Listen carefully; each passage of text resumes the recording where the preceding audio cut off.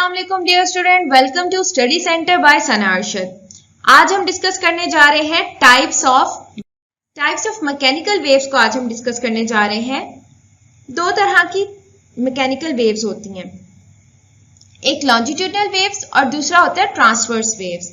अब longitudinal waves क्या होती हैं?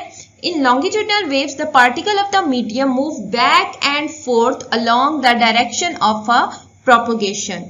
Back and forth along the direction of propagation. These are known as longitudinal waves. For example, just the waves produced by a spring while it is placed on a smooth floor. यहाँ पे आप देख लें, आपको longitudinal waves की example नजर आ रही होगी। यहाँ पे जैसे ही यहाँ से प्रेस की जाती हैं, ये वेव्स प्रेस की जाती हैं, तो क्या करती हैं कि वो अपनी एनर्जी आगे ट्रांसफर कर रही हैं इस तरह से। ठीक है, वो एनर्जी क्या कर रही है? बैक एंड फोर्थ मूव कर रही है। वो एनर्जी क्या कर रही है? बैक एंड फोर्थ जो है वो एनर्जी मूव कर रही है जैसे ही उनको प्रेस किया जाता है। फिर आ जाते हैं जी आपके पास ट्रांसवर्स वेव्स।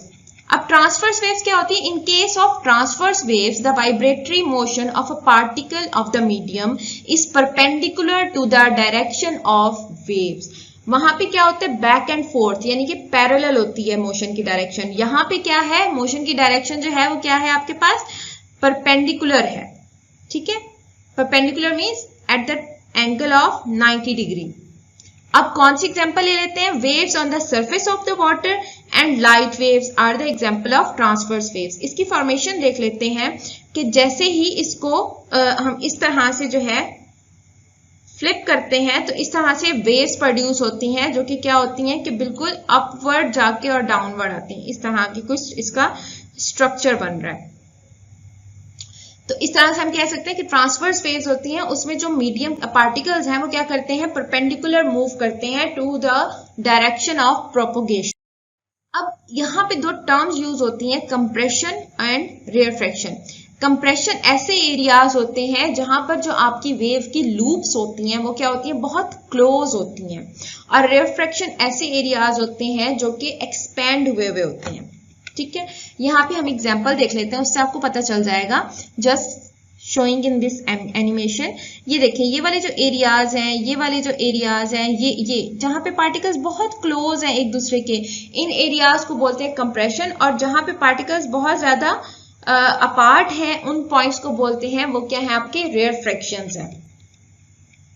यहाँ पर आपको मजीद क्लियर हो जाएगा। ये जो C है ये शो कर रहा है कंप्रेशन को, और ये जो R है ये शो कर रहा है रेयरफ्रैक्शन को।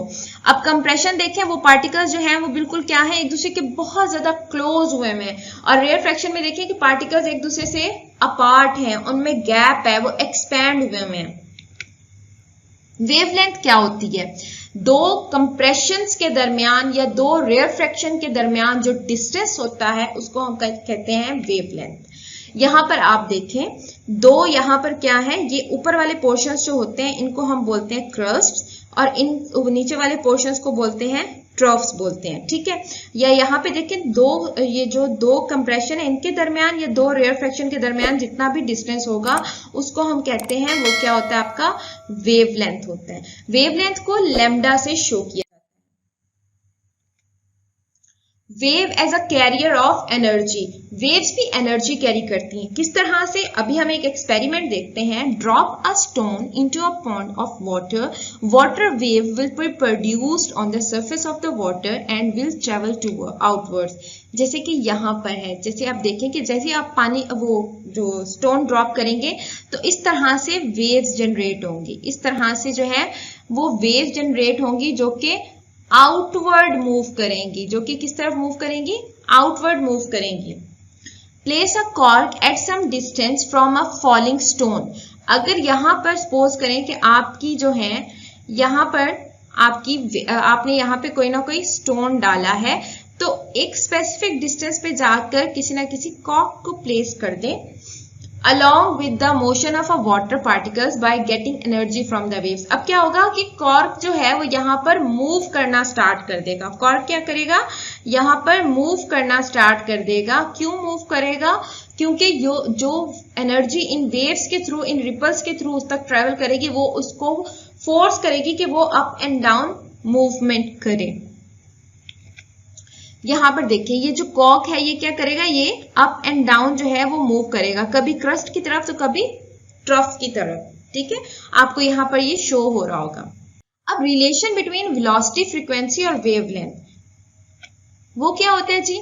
Wave is a disturbance in a medium, अभी हम पीछे पढ़ चुके हैं, इन which travel from one place to another and hence has a specific velocity of traveling. If anything is moving, तो वो क्या कर रही है? स्पीड प्रोड्यूस कर रही है। स्पीड जो है वो velocity and velocity to acceleration. यहां पर हम रिलेशन डिस्कस कर लेते हैं। स्पीड का जो फॉर्मूला होता है वो होता है speed is equal to distance over time. यहां पर जो डिस्टेंस है बेसिकली वो डिस्टेंस क्या है? आपकी वेवलेंथ का डिस्टेंस है, जिसको हम कह सकते हैं वो क्या है? आपका लैम्डा। और टाइम क्या है? वो टाइम जिसमें आपकी एक वेव ट्रेवल कर रही है। तो हम कह सकते हैं here lambda is the wavelength of the sound wave, it is the distance travelled by a sound wave in one time period. और v जो है वो क्या है? वेलोसिटी। अगर हम उसी फॉर्मूला को देखें तो v is equal to lambda over T आ जाएगा। लैम्डा को यहाँ पे कुछ भी नहीं किया, सिर्फ सेपरेट किया और 1 ओवर टी को सेपरेट किया। v जो होती है यहाँ पे क्या हो रहा है? स्पीड जो है वो क्या हो रही है? टाइम पीरियड के इनवर्स आ रही है। ठीक है, यहाँ पे यहाँ पे ये जो v है ये क्या शो कर रहा है? आपकी फ्रीक्वेंसी को शो कर रहा है। It is not v here, it is new. तो न्यू जो है वो 1 ओवर टी के इक्वल आ रहा है न्यू, तो हम 1 ओवर टी की जगह पर यहाँ पुट कर देंगे न्यू, तो ये बन जाएगा v is equal to nu lambda, और you can say this v is equal to f lambda.